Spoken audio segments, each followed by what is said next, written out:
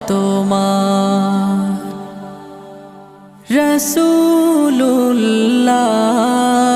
রাসূলুল্লাহ কি উপায় হবে আমার রাসূলুল্লাহ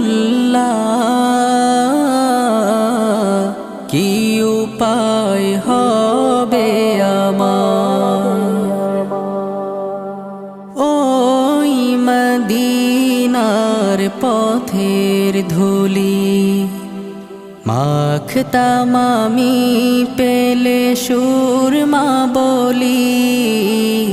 ওই মদিনার পথের ধুলি মাখতাম আমি পেলে সুরমা বলি